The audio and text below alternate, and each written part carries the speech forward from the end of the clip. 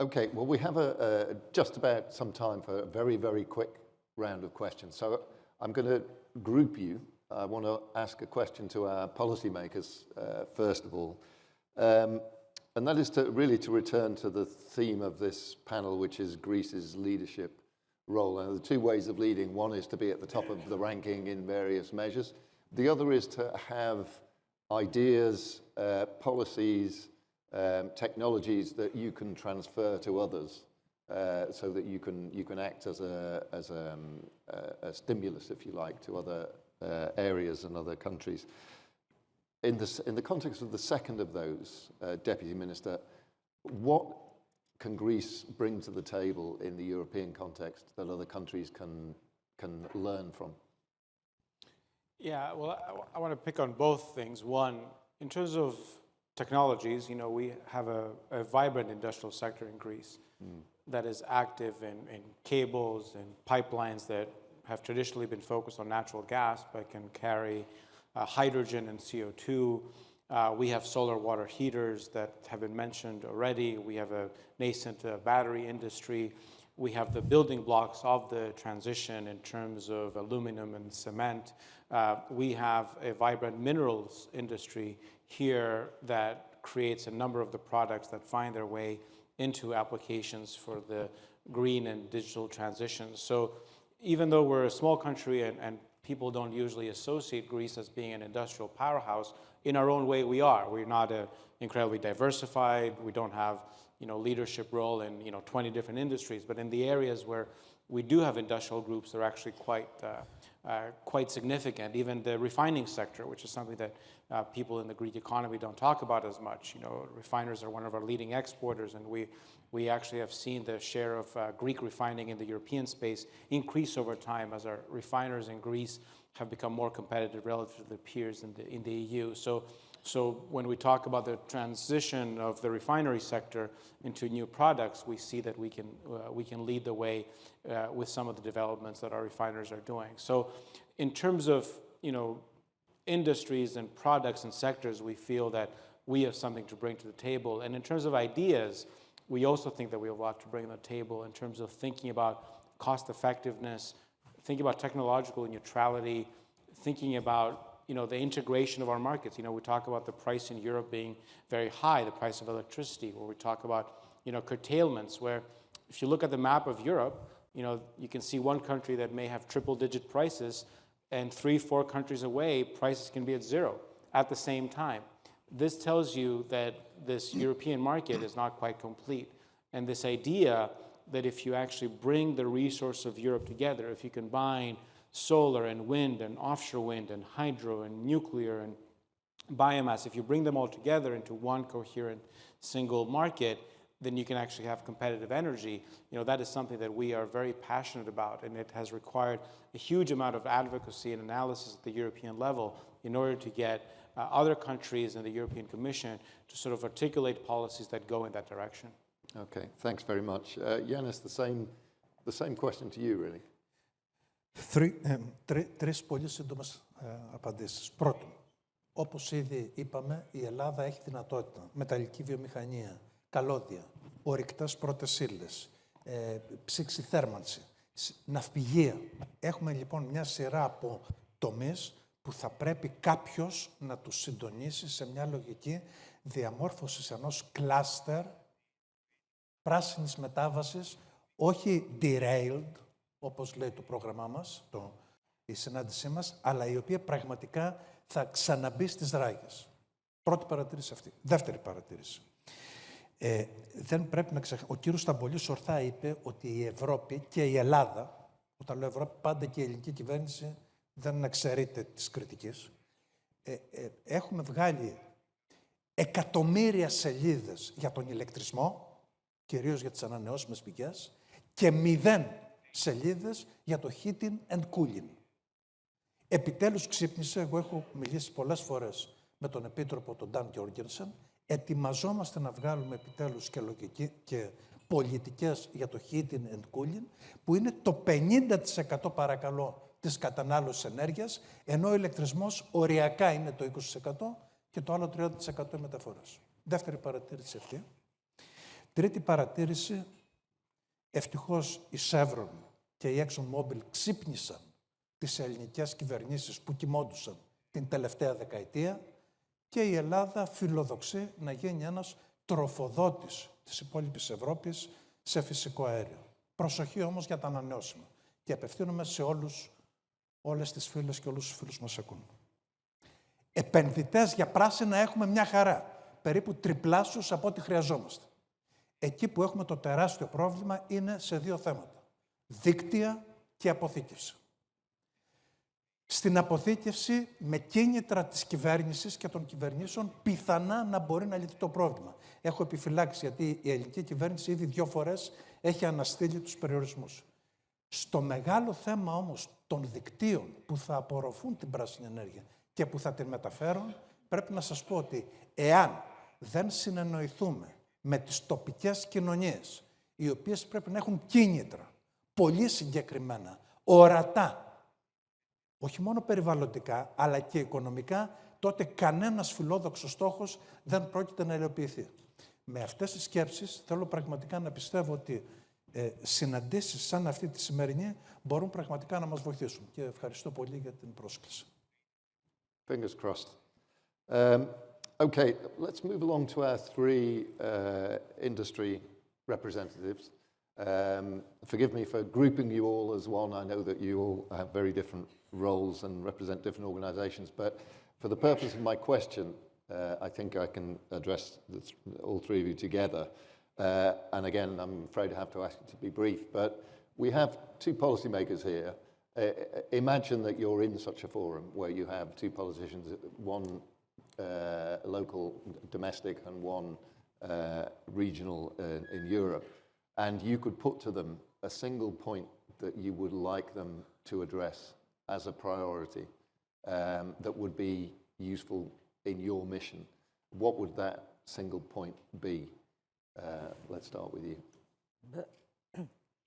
I mean, we are an operator at local level, at country level. Therefore, our contribution is in the country. Of course, we follow what happens at European level and worldwide, but we have to concentrate our activities. As I mentioned before, and I agree with the colleagues that it should be a team work, meaning all the operators and the public administration should work together in order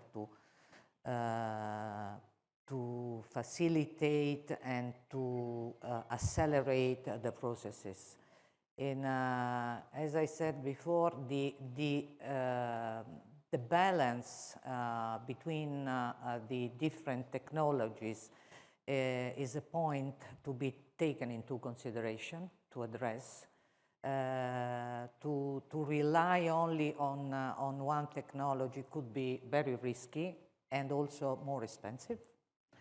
The experience suffered from Spain just a few months ago is a demonstration.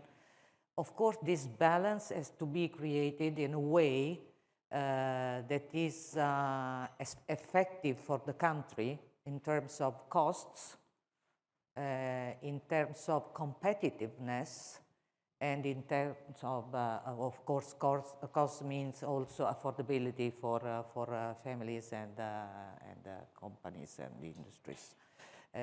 We are ready to play our role, so open to discussion, and we think we are doing our best in order to have a network which is a cutting-edge example, at least in Europe, probably also in comparison to other countries which are abroad, outside Europe, I mean. Mm-hmm. Okay, thank you. Gentlemen, I'm going to give you an opportunity to come back on what you hear from our industry representatives when they've all put their questions, so take notes. Helena, your thoughts? Okay, as I said before, there is a big gap between ambitions and reality, and I think cost effectiveness with the many regulations cannot go hand in hand. this is extremely impossible to happen. And I think what Mr. Maniatis said is that there are many regulations, and there is not the voice of the industry. At the same time, of course, what Mr. Tsafos says is that we want to be the leaders as country, and we as a company, as a group, we want to be next to both EU and our country. But we need infrastructure, we need clarity in regulation, we need some kind of balance act. And we want to be taken into consideration when regulation comes in place, or even when the update of the National Energy and Climate Plan, because I think that it's not nice to have so many expectations and at the end, not to be able, let's say, to pursue. It's not the investment part of what Mr. Avlona said, that we need investment. The investment part, I think, is we are okay, more or less. There's a lot of investments, and there are even green investment funds. The problem is on the implementation side. So the infrastructure is extremely important. I mean, look at what happened with the renewable energy and the storage. Of course, we see storage as an opportunity. As I said before, we're not looking only reducing of the CO2, we're also looking at the opportunity side. But still, it's a problem. We have invested, let's say, in the offshore wind farms, Still, we need clarity in the regulation aspect. There's been already 2.5 years, we're still waiting. So we're always, ahead the curve, but, we risk that the businesses are going faster than the country, And that's the problem. Okay, that's an interesting problem to have. Your appeal to the policymakers, what would you like to see them do that they're not doing? Καταρχήν θα ήθελα να πω ότι μπορεί να έχουμε διαφορετικότητα σαν τρεις εταιρείες. Παρ' όλα αυτά το sustainability βασίζεται στη διαφορετικότητα, στις συνέργειες και στη συμπληρωματικότητα. Επομένως είναι πάρα πολύ καλό που είμαστε έτσι στο ίδιο πάνελ. Εγώ αυτό που θα ήθελα να πω είναι ότι θα μιλήσω εγώ για 7 πυλώνες, δεν θα πω ένα, θα μου επιστρέψετε, αλλά θα τους πω πάρα πολύ σύντομα. Θεωρώ λοιπόν ότι για να μπορέσει η χώρα να πετύχει την ανάπτυξη που θέλει στον τομέα της απανθρακοποίησης, για να μπορέσει να είναι railed και όχι derailed, έτσι, και για να μπορέσει να αποτελέσει και παράδειγμα, είναι αυτά βασικά θέματα τα οποία θα πρέπει όχι μόνο οι κυβερνητικοί εκπρόσωποι, αλλά όλοι μας, όλοι αυτοί οι stakeholders που εμπλεκόμαστε σε αυτό, θα πρέπει να τα δούμε με μεγάλη προσοχή. Το ένα το θέμα είναι το θέμα της απανθρακοποίησης των νησιών. Το γεγονός ότι η Ελλάδα είναι και σε αυτή τη συγκεκριμένη γεωστρατηγική θέση παίζει πάρα πολύ μεγάλο ρόλο. Ένα άλλο επίσης πάρα πολύ σημαντικό είναι η διεύρυνση και ανάπτυξη της αποθήκευσης. Έχουν γίνει σημαντικά βήματα με τους 3 επιδοτούμενους πρώτους διαγωνισμούς. Τώρα έχουμε αυτή την ανταγωνιστική διαδικασία για τις μπαταρίες στην αγορά.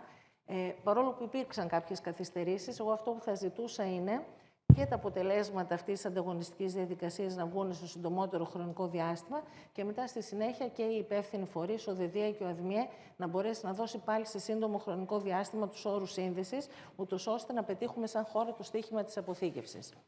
Ένα άλλο είναι η ανάπτυξη των διασυνδέσεων. Το γεγονός ότι η Ελλάδα βρίσκεται σε αυτή την γεωπολιτική θέση την κάνει ηγέτιδα και για τις εσωτερικές της διασυνδέσεις, αλλά και για τις διεθνείς. Βλέπουμε πολλά θέματα τα οποία συζητιούνται το τελευταίο χρονικό διάστημα. Με την ανάπτυξη και με την επένδυση πάνω στις διασυνδέσεις, θα μπορέσει πραγματικά η χώρα να γίνει ένας ενεργειακός κόμβος. Επίσης, η ανάπτυξη των υπεράκτιων υλικών είναι κάτι πολύ σημαντικό. Θα δημιουργήσει και με τις δυνατότητες που έχει όπως η χώρα σε λιμάνια και σε βιομηχανία, θα μπορέσει να δημιουργήσει μια σημαντική αγορά. Άρα αυτό θα βοηθήσει και στην ανάπτυξη και στις θέσεις εργασίας για τη χώρα. Πάρα πολύ σημαντικό για μένα είναι ο εξηλεκτρισμός της βιομηχανίας, των κτίριων και των μεταφορών. Αν μπορέσουμε να το πετύχουμε αυτό, τότε και οι ανανεώσιμες πηγές θα ενισχυθούν, γιατί θα πρέπει να παραχθεί περισσότερος ηλεκτρισμός και ο στόχος της απανθρακοποίησης θα μπορέσει να επιτευχθεί. Και θα μιλήσω και για 2 πιο οριζόντιους πυλώνες. Το ένα είναι ότι θα πρέπει οι διαδικασίες να γίνουν πιο σύντομες, πιο συγκεκριμένες και επίσης να μην είναι μόνο βραχυπρόθεσμες, ακόμη και τα νομοθετήματα κτλ. Πρέπει να υπάρχει μεσοπρόθεσμο και μακροπρόθεσμο, πρέπει να υπάρχουν προβλέψεις μεσοπρόθεσμες και μακροπρόθεσμες, προκειμένου και οι επενδύσεις να μπορούν να έχουν μια σταθερότητα, ένα στέρεο έδαφος.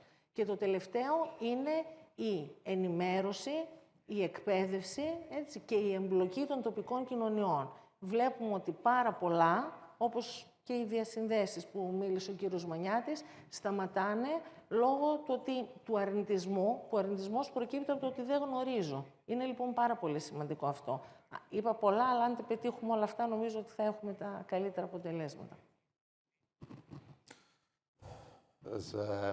I did ask for one, but I think we're giving our policymakers plenty to chew on, which is fine. And every point that you raise, in fact, could be the subject of a panel in its own right, and maybe should be, but we'll stick to your priorities for the moment. I'm going to come to you, Costis, in a second, but before I do, I want to give the two gentlemen to my left an opportunity to respond to what they've heard. Tsafos, you have, Deputy Minister, you have a lot there to take back to the government, which I'm sure you will. Give us your thoughts here on the panel, on what you've heard from the industry representatives. No, I think the points raised by the industry representatives are well taken. There's specific issues around, say, storage or grids. Grids, if I can do a little detour, Greece basically abandoned its grids during the economic crisis. We had a huge investment gap in our grids. This government came and basically has quadrupled investment in our grids since then, so we're trying to catch up after a decade of basically neglect. Storage is another point. You can say we were too late. I can tell you that if we were too early, people would have said, why did you spend so much money on storage on a battery technology that is declining at 20% a year in terms of costs? So my key theme in all this is that when we talk about trade-offs, a lot of times we have to come down to cost, right? A lot of times what comes across as regulatory certainty or firmness by the government can often be translated into state aid. And the reality is that there's too many ideas and too many technologies that one would like to support but can't. So we have to be very careful about where we allocate public capital, and we have to make our bets wisely, recognizing that if we bet on all the things that are in front of us, the ultimate bill for the consumer will be totally unsustainable. That's a very fair response. Yannis, your thoughts, please, from a European perspective, responding specifically to what you've heard from the company representative. One comment. Ένα σχόλιο. Η Ευρώπη θα πρέπει να καταλάβει ότι έχουμε περάσει σε μια άλλη εποχή. Η Ευρωπαϊκή Επιτροπή, για να είμαι σωστός, και οι κυβερνήσεις. Οι ευρωπαϊκές επιχειρήσεις περιλαμβανομένων των ελληνικών δεν γίνεται να αντέξουν στον παγκόσμιο ανταγωνισμό όταν έχουν 2 έως 4 φορές ακριβότερο ηλεκτρικό ρεύμα ή ακριβότερο φυσικό αέριο. Τέλος. Αν δεν το καταλάβουν, θα έχουμε ανεργία, θα έχουμε μείωση της ανταγωνιστικότητας, θα έχουμε όχι στρατηγική αυτονομία, αλλά στρατηγική υποταγή. Και η δεύτερη παρατήρησή μου, για να είμαι σύντομος, στα ελληνικά, προσοχή στις κοινωνίες. Οι ευρωπαϊκές κοινωνίες δεν είναι τυχαίο που σε όλα τα κράτη-μέλη πηγαίνουν προς ακροδεξιές κατευθύνσεις. Αισθάνεται ανασφάλεια ο μέσος πολίτης. Και μέσα στην ανασφάλεια ένα μεγάλο στοιχείο είναι η φτώχεια. Όταν στην Ελλάδα, όταν ο μέσος όρος της Ευρώπης, στην ενεργειακή φτώχεια, αυτοί δηλαδή που δεν μπορούν να ζεστάνουν επαρκώς το σπίτι τους το χειμώνα, είναι 10% ο μέσος ευρωπαϊκός όρος. Και στην Ελλάδα είναι 20%. Είναι εύλογο ότι θα πρέπει να υπάρξουν πολιτικές να μειώσουν αυτά τα φαινόμενα τα οποία μοιραία οδηγούν μεγάλα κοινωνικά στρώματα σε ακραίες κατευθύνσεις που κυρίως είναι αντιευρωπαϊκά. Όλα αυτά θέλουν την καταστροφή της Ένωσης. Εμείς λοιπόν που θέλουμε η Ένωση όχι μόνο να επιβιώσει, όπως λέει ο Ντράγκη, αλλά και να ανταγωνιστεί ισότιμα τις Ηνωμένες Πολιτείες και την Κίνα, πρέπει να παλέψουμε απέναντι σε αυτά τα φαινόμενα. Thanks very much. one of the fascinating things about these kinds of conversations is that, particularly when we have such great representatives of each of the positions that you're presenting, is you know, every one of you has a perfectly reasonable set of priorities and operates within a perfectly visible set of constraints, but somehow all of it's got to be made to fit together. Basically, that's your job. So, so good luck with that. Let me move along to Costis, and I want to broaden this out slightly for you. All of this discussion that we're having basically reflects a difficulty with dealing with very clear requirements for decarbonisation in this case, in a very uncertain environment. Which one moves first? Who pays? How do you match one priority with another? But at the same time that we're dealing with this conundrum, we're operating within a very complex and fast-changing global environment, which is potentially in front of our eyes, changing the priorities that we're all discussing. Can you give us some thoughts about that? Absolutely. First of all, I'd like to add up a little on what Yannis Maniatis said. You see, we have, and this relates directly to renewables and the energy potential, the further development of Greece's energy potential. Greece is not like other European countries. All other 26 EU countries, and UK, of course, we increased to 30, and Norway, you have your boundary problems resolved long ago. We don't have. And therefore, we have a geopolitical issue. And we have a geopolitical issue which has started affecting the development of very specific projects. You name this offshore wind. We cannot go beyond 6 miles, where we know that most wind, stronger wind, is in the middle of the Aegean. We cannot develop geothermal energy on the islands because we need interconnections between the islands. We have lots of geothermal on the small islands, but unless you have electricity grids to transport this to the mainland, you cannot use it. Right now, we have an issue with Turkey in trying to link Crete and Cyprus, both EU countries. And we cannot do this because Turkey has a very distinct views of how this should be done, and I will not expand on this. Going on to the more general things, that is Europe and the world. Earlier, I mentioned that renewables are not that cheap, as many people think. And they're not that cheap because they have to operate in the unified European electricity system. And as this government very rightly pointed out, and Mr. Tsafos, I think, had the initiative, and he convinced the Prime Minister to send 2 letters, not 1, to the European Commission demanding that some changes are made to the target model. And although this issue was raised more than 18 months ago, nothing has been done. I mean, the much promised European electricity reform has not started happening yet. And unless we reform the electricity system in Europe, we cannot take advantage of low-cost renewables. So this is a big issue. So we find that the European Union is moving towards targets, but cannot really appreciate the involvement of the market and how market is responsible for forming prices. And this is one of the reasons why we have very high prices compared to the rest of the world. And the other fact is that we have not developed fossil fuels, primarily natural gas, as we should have. And unless we do that, we will continue having high prices. Which brings us to the very last issue. What does Europe want? Do we want a Europe that is going to have really low-cost emissions? I mean, Europe is responsible to 7% of global emissions. And lower. So what is our aim? To reach 2050 and have a clean and expensive Europe in a dirty world? Thank you. That's a very timely point and a fascinating one, I think. And it's funny because 5 years ago, you wouldn't have asked that question, I don't think. And something in the world has changed that we now find ourselves in Europe basically saying, have we gone in the wrong direction too fast? So while we discuss in this event and in many events and in other fora our outrage at the reframing of so many issues by the far right populist nativist strain in global politics, at the same time we have to acknowledge that we're moving as well somewhat back away from the direction that we had adopted 5, 10, 15, 20 years ago. Just another example of why these coordination problems are so complex.